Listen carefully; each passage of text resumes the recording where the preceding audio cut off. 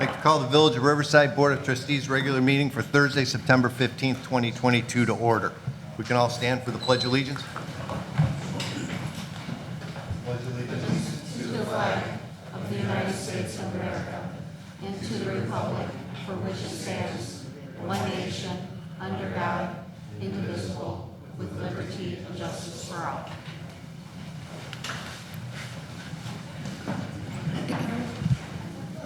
Ethan, would you please call the roll? President Ballerini. Here. Trustee Evans. Here.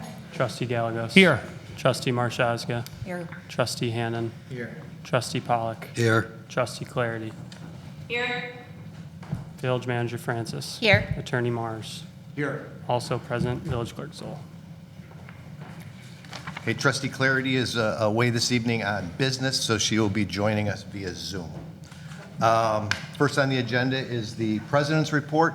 I'd like a motion to appoint David Tarverdi to the Landscape Advisory Commission.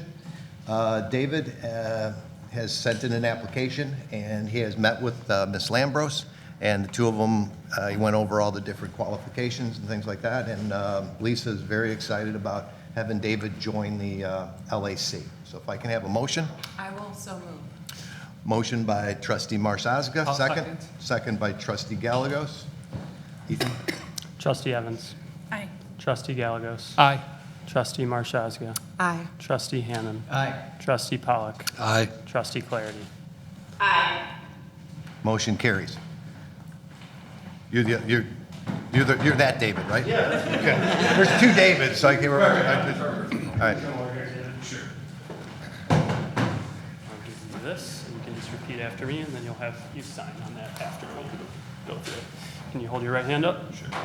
I, David Tarverdi, I, David Tarverdi, do solemnly swear do solemnly swear that I will support the Constitution of the United States that I will support the Constitution of the United States and the Constitution of the State of Illinois, and the Constitution of the State of Illinois, and that I will faithfully perform the duties of Landscape Advisory Commissioner and I will faithfully perform the duties of the Landscape Advisory Committee for the Village of Riverside, Illinois, to For the the- best of my ability. to the Village of Riverside, Illinois, to the best of my ability. So congratulations. Thank you.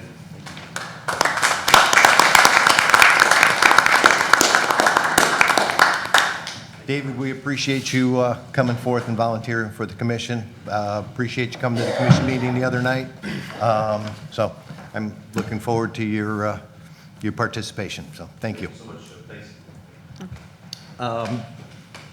Second I have tonight is a motion to confirm the appointment of David Barker, the other David, to the Landscape Advisory Commission. David Barker has also met with me, with Chairperson Lambros, gone over the different paperwork and different jobs that they do, and she's very excited about David Barker also. So if I can have a motion. So moved. Motion by Trustee Marshazga, and a second. So seconded. Second by Trustee Gallegos. Any other comments? Hearing none. Ethan? Trustee Evans. Aye. Trustee Gallegos. Aye. Trustee Marshazga. Aye. Trustee Hannan. Aye. Trustee Pollock. Aye. Trustee Clarity. Motion carries. Thank you. Last thing on the President's report is an update on the Tour de Proviso, which will be held on October 1st, Saturday. To date, we have over 350 riders signed up. So it's going to be a very exciting day from 11 different communities around Riverside. So it's going to be fun to have all these people. Many of them will be here for the first time. So we're excited about them coming. We're also very excited about the community tent event afterwards, where we can all share the unique and diversity of all the different communities around us and learn a little bit more about our neighbors. So it's not too late to register. Today was the cutoff to be guaranteed a shirt, but you're more than welcome to go on to the Visit Oak Park /Tour de Proviso and still register. So thank you. Next is our manager's report. I do not have a report this evening. Resident comments on non-agenda items. Do we have any residents that would like to speak tonight? Okay. Hearing none, we move on to the consent agenda. Ethan, if you would. Approve the voucher list of bills September 15th, 2022. Review and file Finance July monthly report. Review and file Public Works August monthly report. Approve Village Board of Trustees regular meeting minutes September 1st, 2022. Review and file Police Pension Board rescheduled regular meeting minutes May 9th, 2022, and special meeting minutes May 26th, 2022. An ordinance authorizing the execution of a second amendment to a property purchase and sales contract for the sale of real property located at 2710 South Harlem Avenue, Riverside, Illinois, to 2720 Harlem LLC. A resolution authorizing the village manager to approve a change order in the amount of $3,609 for cast iron ADA detectable panels used in the Selborne Road and Kent Road reconstruction project and miscellaneous sidewalk improvements. A resolution authorizing the village manager to waive competitive bidding and enter into an agreement with Core Construction in the amount of $44,124.39 for the masonry restoration project at the Parks and Recreation Building located at 10 Pine Avenue. Thank you, Ethan. Do any trustees request any of these items to be removed from the consent agenda? Okay, hearing none, I would ask for a motion. Motion made. Motion by trustee Gallego, second. Second. Second by trustee Marshaga. Any further questions, comments? Hearing none, Ethan? Trustee Evans. Aye. Trustee Gallegos. Aye. Trustee Marshaga. Aye. Trustee Hannan. Aye. Trustee Pollock. Aye. Trustee Clarity. Motion carries. With the consent of the board, I would like to take things out of order tonight if I could and move up the ComEd update regarding the June 13th storm, since we have the whole ComEd contingency in the back. So any questions or any issues with that? Okay. Manager Francis. Thank you so much. We have representatives this evening here from ComEd to provide an overview of what happened in June related to the storm and the different challenges that they encountered. Also, I wanted to make mention that after their presentation, our village forester, Mike Collins, is also here to discuss what happened during that storm and different steps that have been taken as well. So I'd like the different representatives from ComEd, if they could introduce themselves. They have been reaching out to village staff, and also I want to make note, have been very apologetic about having to reschedule different meetings which they anticipated attending just because of different conditions and situations beyond their control that occurred. And so we are very appreciative this evening for them being in attendance. Thank you, Village Manager Francis. I'm Tangela Feemster-Inya. I am the Director of External Relations for ComEd. And so thank you very much for inviting us here tonight. Presenting tonight will be the Vice President of Distribution Operations for all of our service territory. That's Vito Martino. And so you'll be hearing from Vito about ComEd storm and restoration efforts. And so with that, Vito, if you'll come on up. Also in the house, y'all, tonight, we have our Vice President of External Relations and another colleague from External Relations. So that's Keisha Parker, our Vice President of External Relations, and Jamil Mohammed, another colleague on the External Relations team. And we just really wanted to show up and show you that we are taking seriously our lessons learned, which is coming to speak to you all about what we learned and to let you know that we were in your community during that storm. And with that, I'll turn it over to Vito. Thank you, Tangela, and thank you, everybody. I appreciate being here today, and I'll be providing you with an update. Is our slides displayed or no? They should be in a moment. Or do I need to operate it here? They should be brought up in just a moment. There you go. Okay, thank you. That's not ours. No, that's not That's not ComEd's.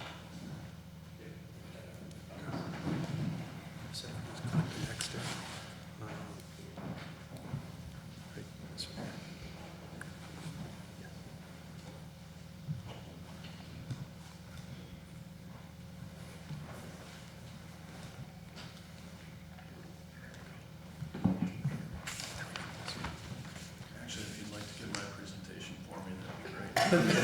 Not a problem, not a problem. No, that's not ours. Oh, those are mine, yeah.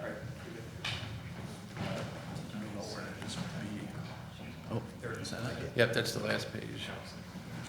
She was ready. Give 1 second. She said, Doing it right now. this is- All right. There you go, thank you. Oh, yeah. All go right, back. give 1 second. We'll get it up. There it is. Okay, excellent. All right, thank you. All right, sorry about that, everybody, and thank you for your time again today. Here to talk about the June 13th storm on that Monday. I'm going to give you a couple of highlights of it, what transpired during that storm, and how we our restoration efforts during that event. And I'll do a brief update also on the reliability.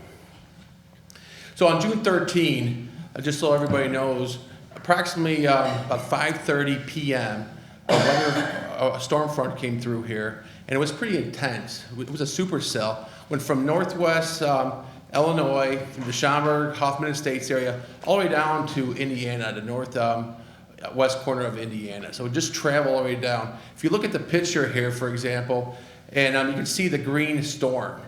That's the storm right there. That little red dot is where we are today. There's a little red dot where the orange and red is. That's where that storm was at. And we saw at O'Hare between 75 to 95 mile an hour gust of wind that came through our territory around this area, this whole Maywood area. So with that said, we saw tree damage, a lot of wind damage, and because of that, it caused pole damage, to snap, and also it caused wire down events. At O'Hare saw the 84 mile an hour winds, and this is what the second highest they ever saw in this area. Just so you know, the second highest they ever recorded there. And there are also 2 EF0 tornadoes that transpired up in the Hoffman Estates and Schaumburg area. So pretty intense weather storm front that came through here. Some of the damages around the surrounding communities, you see houses with trees and large trees that fell on top of them, on cars. Also the one, I think it was in, I forget what town, Bellwood, where the roof peeled off of the apartment building. From a customer impact perspective, we lost about 100, that storm, ComEd, there was 182,000 customers system-wide that was impacted during this storm. With that, 26% of that storm was impacted just in this area. So the area of Maywood, 26% of that 182, about 43,000 customers was in this Maywood area here. So with that said, our focus was around this area, Here at Riverside, 26% of my customers in Maywood area, 26% of that was the Riverside community. Just to share that with everybody. Some of the things that we saw system-wide, as I mentioned, trees down. You can see the left picture here, with trees down in a play zone area, in a park. Trees down and causing pole damages is what transpired over here. So before I go into what we did, I want to talk about the process. How do we restore our customers? And it's about educating our customers too. So when a storm comes through, we do a lot of prep work. And that preparation, we have calls in the morning. We start staffing up, put shifts on schedule around the clock, so we have the proper oversight and response for our customers.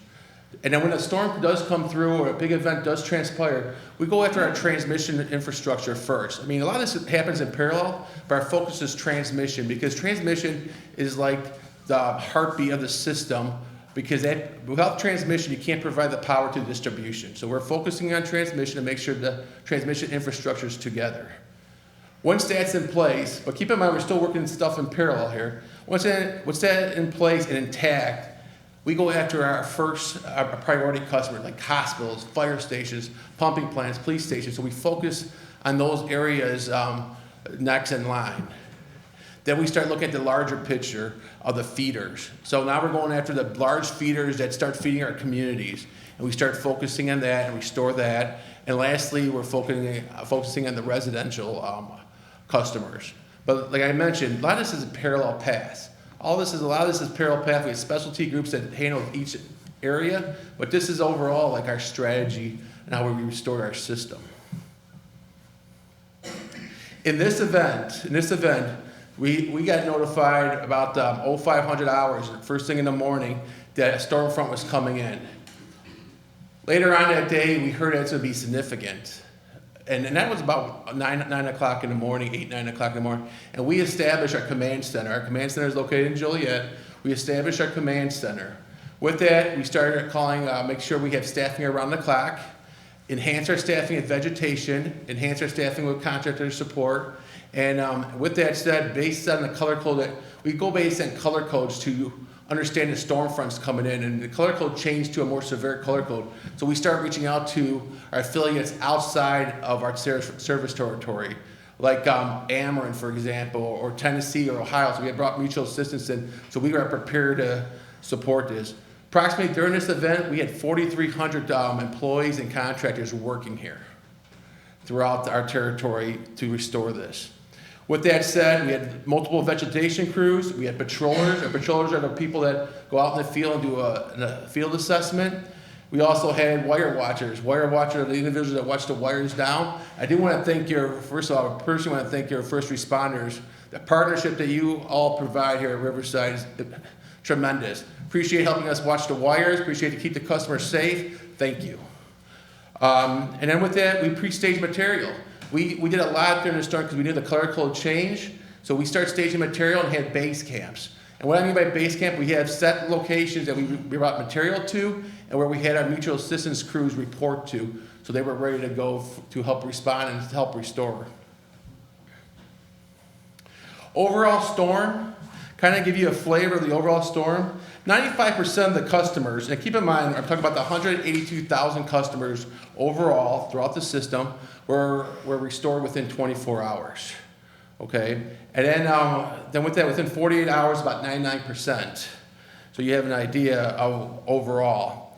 But our last customer was not restored until Thursday, June 16th, later on in that evening.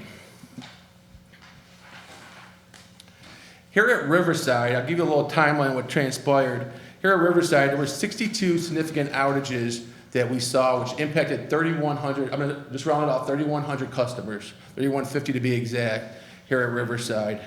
Within the 12 hours of losing power, we were able to restore 29% of that. 24 hours was about 65%, 36 hours was 78%, and the remaining 100% was within 70 hours. What we significantly saw was, again, the damage that the tree and the wind gust brought. It broke our poles, fell on our wires, and our focus was to ensure that we make sure that we make things safe, make this area safe for our customers. That's our number one focus, make sure our customers are safe and our people are safe. And with that, we worked side by side, like I said, with your first responders, so thank you for that. And what I want to talk about this graph is, this shows a timeline of our restoration. That's what this graph shows. So you can see at one time there were about 2,000 customers, comes down, see a little peak around on Thursday, 6/16, about 1 a.m. There was another front that came through here, which caused an additional outages, and we were able to restore that appropriately quickly because we had people working around the clock. I do want to mention, give a little flavor of the reliability of Riverside. Riverside has been performing very well for us. We use SAIFI as an indicator. SAIFI, S-A-I-F-I, is about frequency. Riverside was first time this past year, 2021, at 0.97, which is really good. Riverside has been over 1 for many years, and we were able to bring it down to 0.97.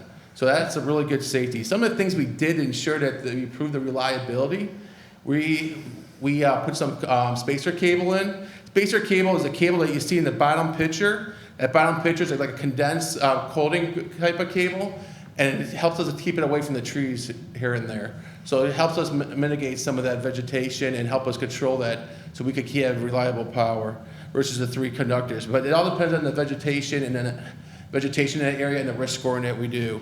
We did several feet of mainline cable replacement, about 1,800 feet. We did, we put a lot of distribution automation. That's the smart switches we see. That restores power automatically. So it's our smart switches. And we're doing a lot with maintenance. We're doing thermography. We're doing our veg cycles, our vegetation cycles. So a lot takes place in that area. I do want to also mention in our restoration efforts, I forgot to mention, lot of partnership with the different communities that we had caravans out, and also we had cooling buses out. And so we were working around the clock to make sure that was available for our customers too. The one thing that we are working hard, ComEd, External Affairs, and the overall ComEd team, is how to help our customers to report an outage. And that's important. And we have many avenues. We have the Twitter accounts, we have all the social media, we have our mobile app, or even call the 1-800. So we're working hard to make sure that people leverage the tools that are out there so we can make sure you are out of power. Our smart meters tells us a lot, but we also want to hear from our customers too, so we can make sure we pinpoint some of the problems out there. And with that said, I'll pause there for any questions. Thank you. Anybody have any questions?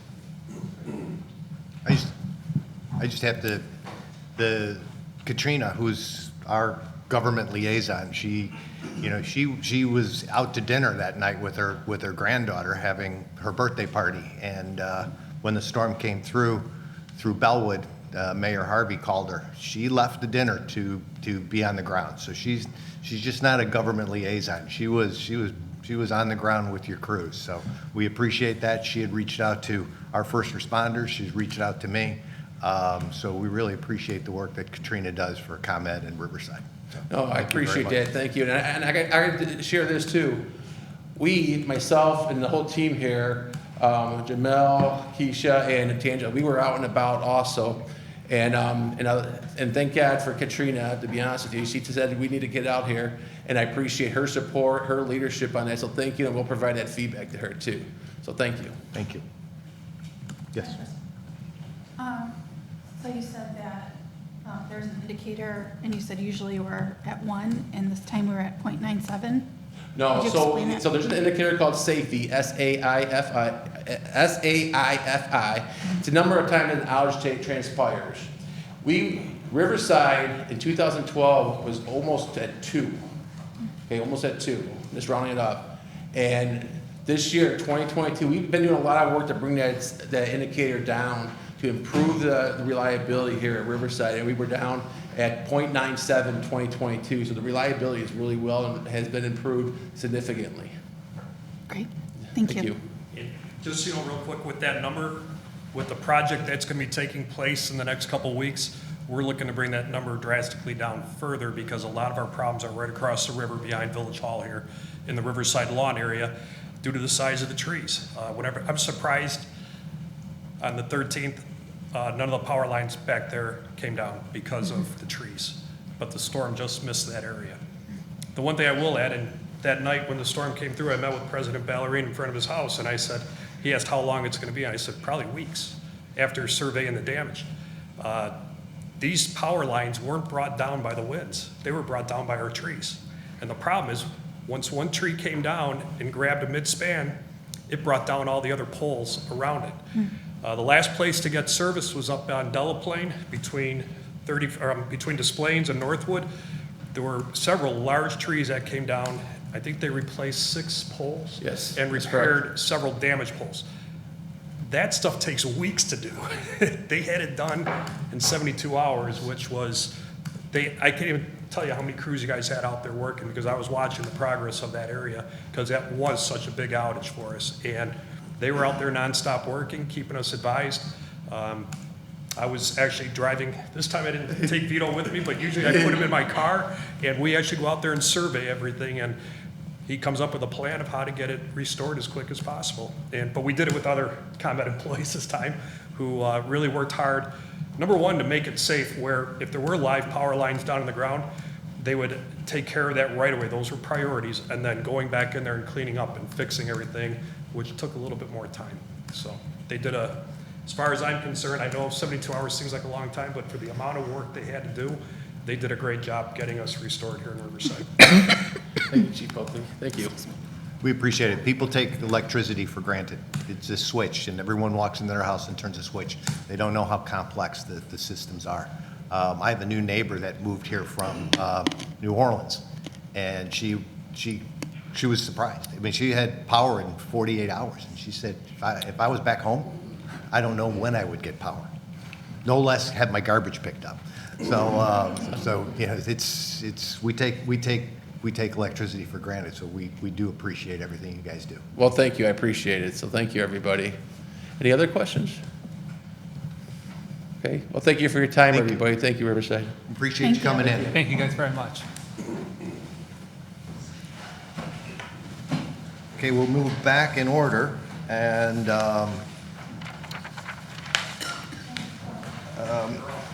Village Forester report. Thank you, ma'am. Thank you. Mr. Collins. Oop.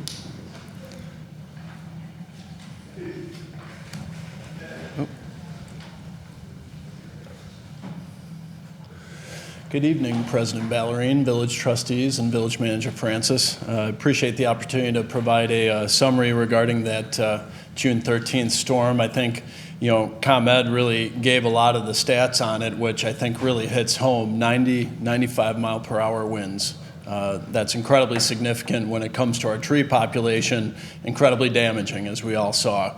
It was really a pretty challenging time, I think, for our department and for the entire village, really. In my 18 years here as a forester, I'd never seen damage at that level. And it was pretty tough to take, really, but I think we soldiered through, and I just wanted to kind of give you some details over the storm response and how things progressed. So we were actually called out, I believe it was around 6:30 p.m. by Director Tabb, pretty much an all hands on deck for all PW personnel. I should have known this was going to be a pretty challenging storm just based on our arrival at DPW, and you can see in the picture a gigantic cottonwood that was blocking our gate. So we had to actually climb over the fence, spent about an hour clearing that tree so that we could actually open the gate and get our equipment mobilized and move out into the public rights of way. Pretty crazy start to the evening, and really I wanted to give Director Matt Buckley, Public Safety, as well as Police and Fire, a huge amount of credit throughout that entire process. They were right there with us, helping to clear roadways and also, most importantly, keeping the public safe. A lot of high-risk situations out there, and they were really helpful throughout the coming week while we were grappling with the immediate high-risk situations. So, just to kind of set the stage, when all is said and done, we lost a total of 116 trees from this storm, which, most of the storms I've seen previously were somewhere around, maybe 3 to 5 trees and a lot of branch damage, branch failures, but this has surpassed all of those experiences and probably cumulatively exceeded them. From left to right, I made sort of a bar graph just to kind of show you the sizes of trees that we lost. Just to elaborate, you can see different size classes, as foresters would call them, different size trees. I think the most striking, these are based on the diameter or the trunk diameter of the tree at breast height. I think the most striking one to me is the 11 to 20 inch size class, those losses in terms of that size of tree. I mean, these were all trees that we've invested a lot of resources in. Losing 32 of them in one small event, one brief snapshot of time, is pretty significant because we're not going to get our return of investment on those trees, all the pruning and all the nurturing we've done for those trees. And then, of course, the 20 to 30 inch diameter range, pretty significant for our urban canopy. Those are contributing to our canopy coverage for the village. So, those losses are significant. We can't really fix them overnight per se. We will, of course, do reforestation and do planting, try and offset these losses, but that's a pretty big hit to our urban forest. And then, of course, the one giant outlier, a 55-inch cottonwood on the far end, so that was a big one and a big mess. Sorry, I'll get the hang of this eventually. Anyway, I just wanted to pull up this graphic because it kind of gives you a feel spatially throughout our entire tree inventory of where these losses took place. You can see the trees highlighted in red. Those are trees that were earmarked as June 13th losses. And you can see, really, for the most part, a majority of the losses came on the southern side of town, near the, just south of the train tracks, with the exception, you'll note, a lot of severe damage up by East Grove, Blythe, Kent, Long Common. So there's basically three types of tree failures that arborist foresters would categorize. First one being a trunk failure. And I thought this picture really hits home. You can see the red elm in the center, completely sheared off at the top by 90-mile-per-hour winds.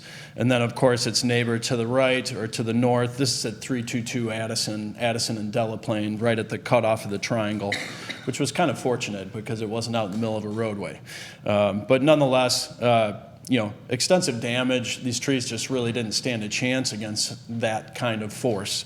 And then you'll note on the far left, you have a tree that's basically laying in another tree, pretty high-risk situation. Again, all things that, we had to prioritize and sort of manage moving forward in terms of that storm response. You also have root failures with trees. This is probably one of the more extreme events at 345 East Quincy. You can see, the entire parkway was pulled up by the force of those winds. It's a Norway Maple, which has a pretty dense leaf area, so wind doesn't necessarily blow through this tree, and it really just uplifted it. And I would kind of really say it's more a soil failure, right? There just wasn't enough soil volume to sustain this tree under that force. Third type of failure we experienced, and this was probably the most challenging really, was branch failures. This picture to the right is of a honey locust at the corner of York and Leasley, very close to Blythe School. It's what we would call a shear plane fracture or failure, where you have longitudinal splitting along that branch, and really it's pretty amazing to see what Mother Nature can do. I mean, the branch is still intact and supporting itself, even though it's got that split down the center. But obviously this was a pretty drastic pruning event for these trees, where you're removing large sections. And for that reason, that's why I kind of say we've lost 116 trees to date, because a lot of the maintenance and stuff we had to do to make these trees safe could lead to further losses in the future. But, we're obviously going to make these trees safe and see if the tree can respond. Overall, we had 671 locations throughout town that had some kind of aerial issue. Whether something contractual, for instance, and I should thank D. Ryan Tree and Landscape. They did an excellent job working with us, not only on the removal side, but working on a lot of ththese aerial issues. We did about 75% with them, and then 25% was managed in-house. Basically, if we could reach it with a pulsar or get a rope up around it and pull it down, that's exactly what we would do. Outside of that, you can see the picture to the left is the top of a roof. We obviously cannot reach that without an aerial lift. So that's where D. Ryan did a majority of the heavy lifting. Before I move on, I also want to give a shout out to my forestry intern, Lizzie Hawk. She actually grew up on Scottswood, but she's been working with us this summer. And I always say she wasn't really a forestry intern. She's more my forestry tech, because she is a certified arborist. And she was really instrumental throughout this entire process in terms of monitoring and surveying the village. Just a tremendous support, and also helping me input data and keeping things organized. We needed more than one set of eyes on these things, and it was very fortuitous that she was working with us when this happened. In terms of public safety, you can see this ginkgo limb that's split, below it. It's an aerial shot that was taken by one of the folks from D. Ryan. You can see the roadway below, sidewalk, driveway. Obviously these situations were pretty tenuous, and we were kind of hopping around a lot in the beginning until we got a bit more systematic, because we needed to address these larger risk, high-risk aerial issues. So it was pretty stressful. I'd be lying to say otherwise. Further breakdown, I just made this bar chart showing our top 10 branch failures by tree species. Interesting one for me that I was kind of taken back by, but then, you think about these things and they make sense to you over time. 82 of our branch failures were attributed to American elms, which at first it was interesting to me, because really we only have about 250 American elms throughout the village that are left from Dutch elm disease. But when you think about the structure of the tree and the arching and the long branches with heavy loads, weaker wooded tree, to me it kind of made sense that was one of our top troublemakers, so to speak. And then, Norway maple, you'll notice there's no other maples on the top 10 list. Norway maples are a non-native. They grow much quicker than our native maples, and also are much more brittle because of that. So, that was runner-up in the lead. And then, bur oak, another species, makes complete sense. Long arching not arching, but long stretched branches with heavy weight loads. Of course, a 90-mile-per-hour wind is going to wreak havoc on a tree like that. So I'm not going to go through every one of these, but just a lot of really interesting information crunching this data and looking at what actually happened. So just pivoting towards the storm cleanup, which was no small task to say the least. You can see this is a picture of Blythe Road. Looking to the north, we had cleared one side and we're heading back the other way. South side, you'll note all the debris and branches. This is what we really worked hard on for probably about a month and a half, on and off, sweeping through the village, north to south. It was no small task, to say the least.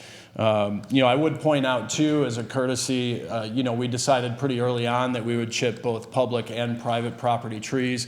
This isn't something normally that the village would do, but we felt, due to the magnitude of the storm and the damage, that was just a good courtesy to do to help, our community out. But moving forward, I just want to be clear to all residents out there, you should bundle your branches for the waste hauler. And if you do ever, we ever have a calamity like this again, God willing, this will never happen. But if we ever do, less cuts the better, longer branches the better. Don't stack them, put the butt end of the branch out at the curb. Just word to the wise. There are things that help us move a lot quicker. You run into these parkways where people stacked stuff, 10 feet high with small cuts. That's really not the best way to approach that, and it's more work for the resident. But hopefully we'll never have to worry about that again. I just want to mention really quick, a huge thanks to Crew Leader Moran and all the DPW personnel. They worked incredibly hard, and Chewy really kept them moving and was really a great leader throughout that process. So big thanks to them, the entire group, really. And then, I just want to point out, hauling and the debris generated from this storm was a challenge that I think Director Tabb and I had never really faced before or contemplated. This is a picture of Indian Gardens. You can see all the brush in the forefront, branches, tangled mess.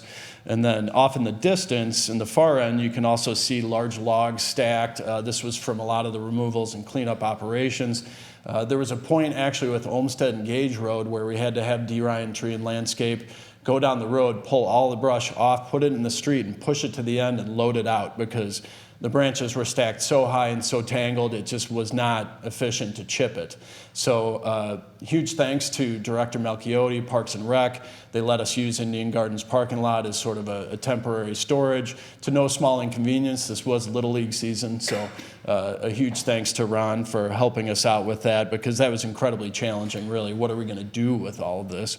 And then below you'll see the picture of a 100-yard semi, which was loaded daily on the regular to move chips out of Public Works. You'll see our front end loader kind of dwarfed by the wood chip pile there. For those of you who have been in there, it may not show as well in the picture, but that pile kind of ebbed and flowed, got larger, got smaller, depending on what we were hauling out. But that was just an ongoing process and very challenging for us as well. I think when all was said and done, we had over 40 of those semis loaded out. So pretty significant amount of debris generated from these operations. In conclusion, I blame climate change for this storm, which means I blame all the human race for causing this problem. Not to point fingers, but I'm just saying this is going to be something that can be incredibly impactful to our urban forests moving forward. You can see the picture below, on Black Hawk, where this poor tree, it just had no chance against 90-mile-per-hour winds that heavy. There was really no major defect per se, but it just could not withstand that 90, 95-mile-per-hour wind shear. And really incredibly unfortunate because this is our green infrastructure. So I think, moving forward, I would inspire everyone out there to start considering climate change and acts that they can do, even on a micro level, just to start biting away at some of this, because I truly believe, and the gentleman with ComEd, I think, pointed out very well, really this is the second time, I believe he said, that there was 80-mile-per-hour winds recorded in O'Hare. So that's kind of alarming. And I think really that tips the hat and points out climate change as an issue for all of us to deal with. In terms of the village, we will, of course, be working very hard on reforestation, doing our best to replace these losses. I do want to also kind of temper expectations with one concern I have as a forester, which is that in 2024, everyone's favorite 17-year cicada will be coming back. I do not want to plant a ton of trees in advance of that, only because cicadas can actually be fairly damaging to newly planted trees, especially with our older tree population in the village. The cicada population is fairly robust. So, I think we will be moving forward, but I did want to just make that point as maybe a potential future concern. But we will obviously be doing tree planting to replace these losses. And also, don't forget, we have 100 trees grown from seed as part of that Worth program, which we can plant in a lot of our public spaces, and those are our genetic legacies. So I think that will also help offset these losses. Very good timing, I suppose. Lastly, just to wrap things up, to me, this was, I pointed out police, fire, Public Works, Parks and Rec. To me, this was such a multi-departmental effort for this village, and really community-wide. A lot of the residents came out, were helping each other. I think really it's a great model for how we came together as a village and really, tackled a very challenging time. And of course, the village board for all of your support. And I want to give a huge shout out to Village Manager Francis, Director Johns for all the work they did, bringing other communities into our community. A lot of municipalities gave their time. We certainly have a ton of IOUs out there, by the way. We owe a lot, and it really saved us quite a bit of money, improved our response time. I would also say a huge shout out to my director, Dan Tabb. His leadership and support throughout this was vital. His humor, we worked very well together, and I think tackled, a lot of really challenging moments for this village. And I hope I'm not forgetting anyone else. But, I really do appreciate your time tonight. And with that, I'd like to thank you all for that time and open it up for any questions you might have. Any questions? I don't have any questions, but I just want to thank everybody on staff for an excellent job in connection with this storm and the repercussions. I mean, you guys went above and beyond. You're still going above and beyond, so thank you. Oh, thank you. Thank you. I should also mention Mary Beth Reamer, our administrative assistant. I almost forgot, but she was very instrumental communications-wise, getting phone calls and relaying it to us out in the field, high-risk situations. So huge shout out to her as well. And by the way, it's now 117. I had to take the cottonwood out of my backyard. Hey, these were only public trees, Joe. Oh, okay. Yeah, it would be very interesting if residents would let us theirs know too, how yeah. many trees they lost from Yeah. private property. That would be interesting. There's no account of that, so maybe that Yeah. is a project for another day. I planted that tree 30 years ago, my backyard. And it's gone, so. Well, I'm sorry for your loss. Thank you. That's too bad. Thank you. I feel your pain. I do. Thank you, Mike. I appreciate it, and I appreciate everything the department did and our staff did, and I know our residents are extremely appreciative, so thank you very much. Of course. You're welcome, and thank you for the support. Okay, we move on to, is there any other reports from any of the boards or commissions tonight? I actually do have two things. The first is from the LAC meeting on Tuesday evening. Just so the board is aware, the LAC is working on a trifold brochure for new residents, which sort of highlights key takeaways from the very detailed publication, Landscaping in the Landmarked Village, which was published in 2021. That trifold will be shared with the village board at an upcoming meeting. They've also been out in the community. They participated in this week's farmer market, sharing information about native plants and invasive species and how to get involved with our Adopt a Triangle program. Lastly, they are also encouraging everyone to come out for a picnic on the pond this Sunday from 4 to 6 at Swan Pond. Food, blankets, meet up with friends and neighbors for music, crafts, and arboretum tours and more. So that is the highlights from the Landscape Advisory Commission meeting. In sustainability news, Trustee Evans and I would like to thank Assistant Village Manager Ashley Monroe and Communications Specialist Amy Downing for their help in putting together a community survey that went out Monday via eFlash. This survey helps or aims to get a sense for residents' quality of life concerns and their level of interest in reducing environmental impacts and increasing community resiliency. So we'd like to get the ball rolling with some community conversations on these topics, and the survey responses will help to guide that along. So if you've not done so already, please complete the survey, which is housed on the village website, and share it with your Riverside friends and neighbors. It's important to hear from as many residents as possible, from as many sectors of our community as possible, so that we can move forward on this. Thank you. Thank you, Trustee Marsazga. Thank you, Trustee Evans, for putting that together. Okay, the next is we'll go back to the pending business, and it's the discussion on the ordinance amending various sections of the Village of Riverside zoning ordinance relative to the incorporation of the transit-oriented development best practice and to make certain other changes. This is going to be over three meetings, 3 parts, give or take? 3-4. 3-4? Okay. Ms. Monroe, if you can start us with this. All right, well, thank you. Good evening. In the digital version, we're at page 116 of the packet, starting this item. So as President Bowering explained, this is the first of 4 related agenda items. They'll be presented at multiple meetings of the Board of Trustees. The proposed text amendments were broken up between multiple meetings of the Planning and Zoning Commission at multiple public hearings to remain digestible. There's a lot of content. It's in extensive zoning code, and we took the opportunity to review all of the zoning code to incorporate transit-oriented development best practices. I will explain what that means in a moment. And so there won't be any action on this item, on this presented ordinance this evening until all of the materials and results of the public hearings are discussed and updated as needed. So as I had explained, we'll just note that previous board and commission activity, we had received a grant from CMAP and the RTA in 2019, actually to begin this project. And due to the pandemic, there was some delay in moving that project along. However, during that time, there was a project steering committee. The steering committee consisted of staff, village stakeholders, and representatives of RTA, Metra, and PACE.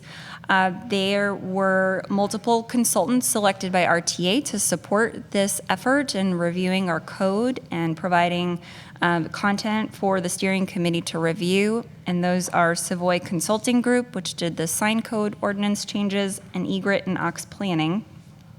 So from January to August of this year, we at 8 regular meetings and 4 public hearings, the Planning and Zoning Commission reviewed this content. So there's been an extensive amount of time that they've invested in this. And broadly, transit-oriented development is summarized as a mixed-use area that's located in close proximity to nearby bus and commuter rail facilities. It's generally walkable, and uses are supported in TOD, as we refer to it, are generally multifamily, residential, retail, services, offices, and other commercial uses. And it typically transitions or extends to a pedestrian and bicycle-friendly environment, as we have in many of our, throughout Riverside in our single-family neighborhoods. So we also have in our neighborhoods an assorted amount housing types. We have streets that are great for biking and walking.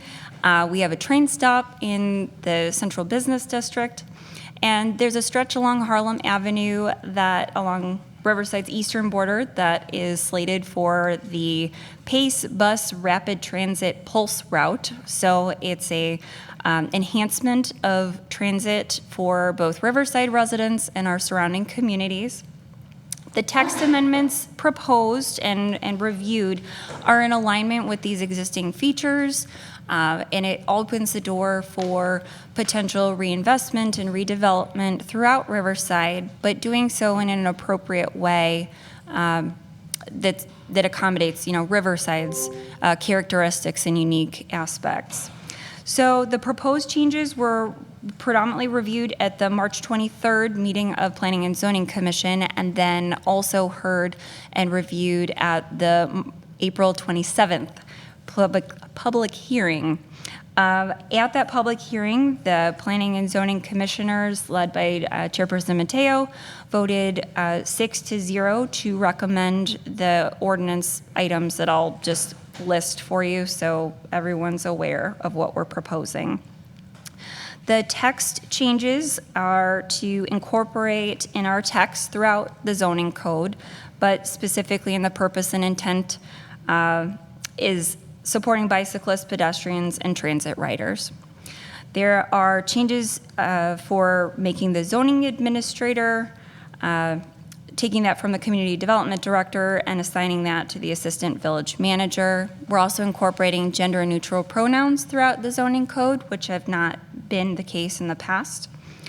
The use and bulk requirement tables for residential districts are found in this proposed ordinance. For the most part, requirements in these districts are not changing. However, there are changes to the building height standards for R3 and R4 residential districts. Those are specifically a minimum building height of 24 feet and a maximum building height of 48 feet or 4 stories. Currently, any buildings that exist in those residential districts, sub-districts, would conform to the code. And after adoption of the code changes, any changes to those buildings would mean that they'd need to come into conformance with the new code. Exterior lighting standards are updated to encourage sustainability and minimize light pollution throughout the community. Staff would use a International Dark Sky Association handbook, and it's to be noted that we're not changing the use of our gas lamps. There are changes to the landscape design standards that add a new section on sustainable design. We are clarifying in the code our existing procedures for our existing non-conforming residential driveway widths. And finally, there are changes to the definitions of uses and other terms defined in our code. And in those definitions, we removed outdated language and terminology. We've updated some use types, including electric vehicle charging stations and live workspaces, amongst some changes. And we are noting the replacement of higher quality graphics. So with that, I will open to any questions you have about the proposed ordinance. Thank you, Ashley. Thank you. Doug, was there anything you'd like to add? Because you were part of this from the very beginning. Sure. Yes, as Ashley mentioned, the village board established a steering committee to do the initial review and prepare the initial draft, working with the consultants from RTA. And I wanted to mention the people on that committee. I was on the committee, and Jennifer Hennigan from our Planning and Zoning Commission volunteered her time to serve on the committee. Jeff Cermak, a resident who's also a commercial real estate broker, provided some valuable insight from that perspective. And then, of course, Chairperson Jill Mateo, Chairperson of the Steering Committee, as well as Chairperson of the Planning and Zoning Commission, and of course, Jill shepherded this thing through the Steering Committee as well as the Planning and Zoning Commission. So I wanted to thank all those people for their time and effort, and staff as well in getting this to us today. And with that, I'd open it up for discussion. I may have a few other comments as we start discussing the substance of this. Thank you, Doug. We do have Joe with us tonight. Is there anything you'd like to add? Or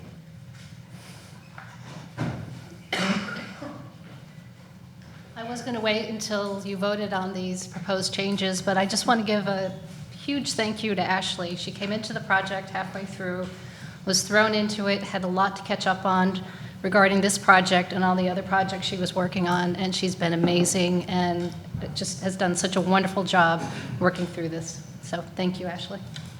Thank you. Thank you. Anyone have any questions? I do have one. Building height, 50 feet to me is, I don't know what 50 feet is. Can you give me an example of, what's the Village Center, for example? Sure. So the Village Center is 50 feet and 6 inches, according to our plans and available comparisons. The historic water tower, 70 feet. The great majority of our, the larger buildings that you see in around Forest, Pine, along Harlem, some of the 3-4-story buildings, they're probably just over 40 feet, 40 to 42, 45, somewhere in there. So just for context. Thank you. Mm-hmm. Any other questions? We're not going to take any action. We're going to take all these sections together and then build it at the end. Yeah. Trustee Marszewska? Yeah, I have a question relating to the building height as well, and that is, it is my understanding, but we don't have the minutes from the Preservation Commission, that they had some issues with that new height. Yes. Can you describe for us the context? Yes, of course. I will include their draft minutes in the following meeting so that we can have that in front of it. They haven't received the minutes yet, but I will provide the draft in terms of this project. There was concern from Chairperson Pipel over the proposed building height, noting that building codes require an elevator at 4 or more stories, and so the difference when you incorporate either a 3-story building or a 4-story building is potentially an expensive construction choice, right? In some cases, development, it works out either way. This is, of course, applying to any newly constructed properties or redeveloped buildings. But he just had noted that and termed it as the village should be careful in allowing a height up to four stories when there are these considerations. They weren't specifically, there was no vote taken or a motion made to recommend denial of this, but it was more so of a concern that if we are to move ahead with going up to the 4 stories, then we should take some type of walking survey potentially to ensure that many of the village's buildings in proposed districts that this would apply to are already about that height. And so that was essentially the conclusion of their discussion and comments on the building height. They didn't specifically put a hard no on it, but recommended us have some caution. As far as the Planning and Zoning Commission meetings, and we'll get into this again probably in a future meeting related to building bulk and height in the business districts, but the conversation was related to why those heights were chosen, and it was related to this similarity to existing buildings and kind of that maximum level of where a 4-story building may appear. The code is written as 48 feet or 4 stories, whichever is lower would apply. Thank you. Trustee Pollak? Following up on the question of building height, I would like to hear more from Historic Preservation Commission on their concerns or more about their concerns. I don't understand why they'd be concerned that someone now has a choice to go higher. They don't have to go higher than 3 stories. If they choose to go higher and have to put in an elevator, that's their choice, correct? So I see something seems incongruent there, but I would like to see their minutes and hear more about that. I'd echo that question. Yeah. And then, It's interesting to me that the first thing we talk about is building height, because that's probably, well, that is the most substantive part of this amendment. Probably everything else is more in the realm of fine-tuning and clarification. But I would point out that for tonight's purposes, this is only the R3 and R4 districts. We referenced the Village Center, that's a different zoning district. But we will be talking about increased height in those districts too, but just not tonight. So this is R3 and R4 only. And as far as the reasons for going taller, I think one of the reasons for sure is this is a transit-oriented development amendment, and density is critical to TOD plans. You want more people living close to train stations and mass transit, bus rapid lines, et cetera. So this does allow not substantial, but maybe as much as a 25% increase in density in a building. And finally, I would just point out too, there is a minimum building height established in this district too of 24 feet. We'll revisit that again when we get to the B1 and B2 districts, because there is a minimum height already in those districts, but we're increasing that somewhat. But in the R3 and R4, there currently is not a minimum, but we are creating a minimum, and that minimum is is mainly an urban design feature.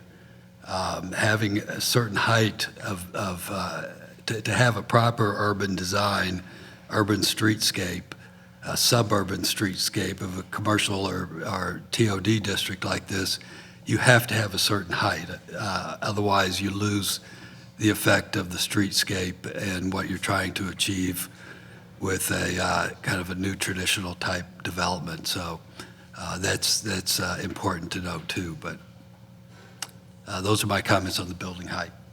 Thank you. Anyone else? Okay, hearing none. Thank you, Ashley, for laying that out for us. We look forward to section. Sorry. Yes. Sorry, I thought you were just asking for any more questions on the building height. Okay. I did have one minor question that I just noticed this evening, otherwise I would have called it. It's very minor, but in the definition section, let me find it here, under independent living. Okay. We've just changed the title of that, which is fine.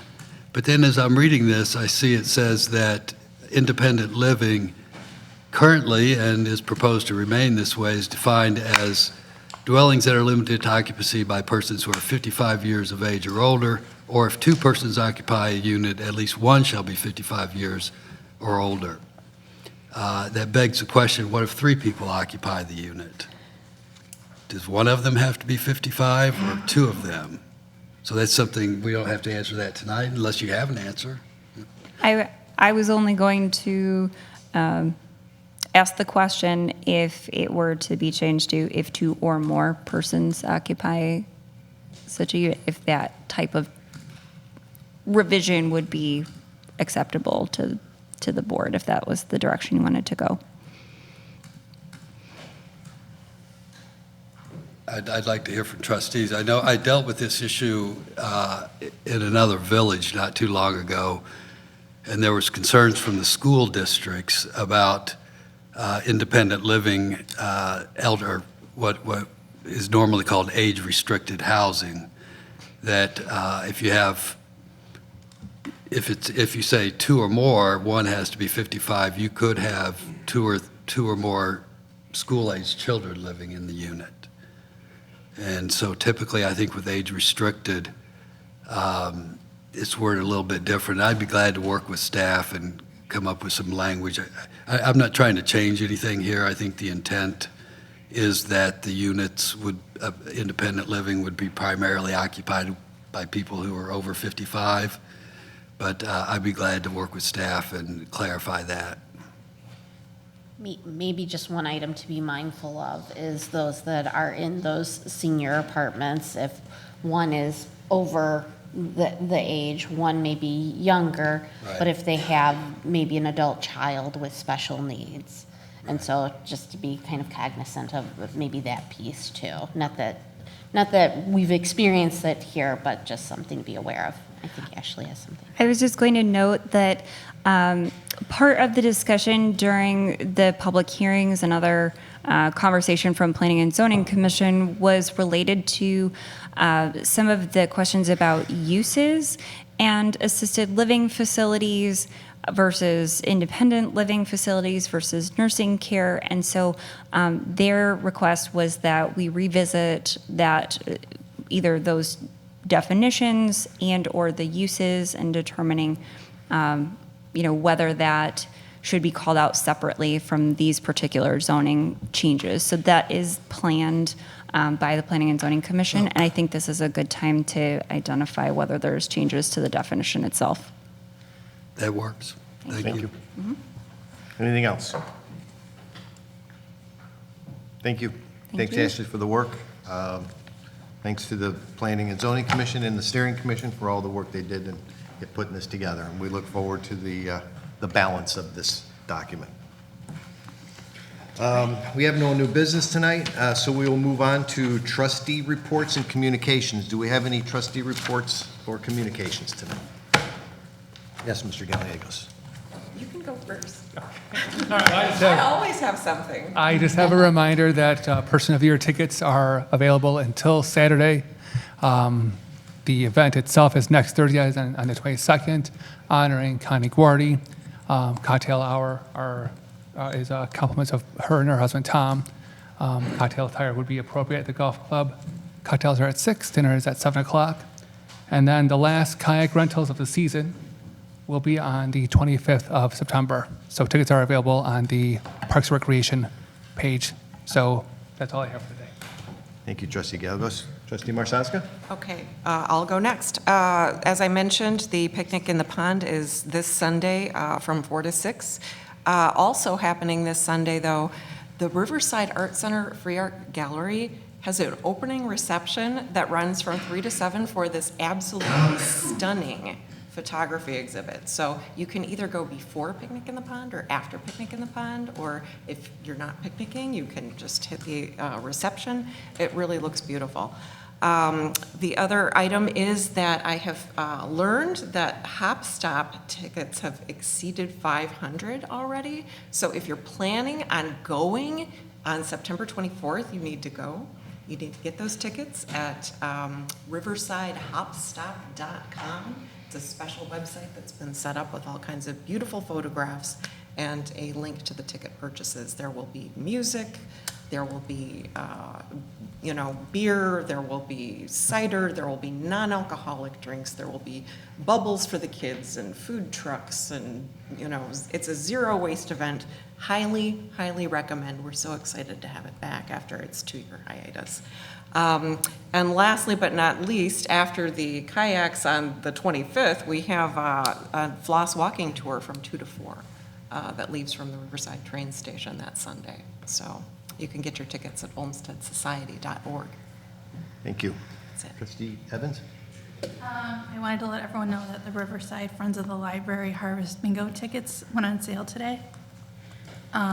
The event will be in the Township Auditorium on Saturday, October 15th, starting at 6:15. It's my favorite night of the year. Bring your own wine and snacks. Tickets are $35. Visit the Friends of the Library Facebook page for a link to purchase the tickets. And do not wait. The event sells out fast. We've sold 43 tickets already, and there are only 125 available. Thank you. Tonight, the board has a need for an executive session to discuss the appointment, employment, compensation, discipline, performance, or dismissal of a specific employee of the public body. The board will not reconvene and no final action will take place. So I would like to ask for a motion and a second to adjourn. So moved to adjourn. Motion by Trustee Gallegos, second. Second. Second by Trustee Marshazga. Mr. Soul. Trustee Evans. Aye. Trustee Gallegos. Aye. Trustee Marshazga. Aye. Trustee Hannan. Aye. Trustee Pollock. Aye. Trustee Clarity. Meeting adjourned. Thank you.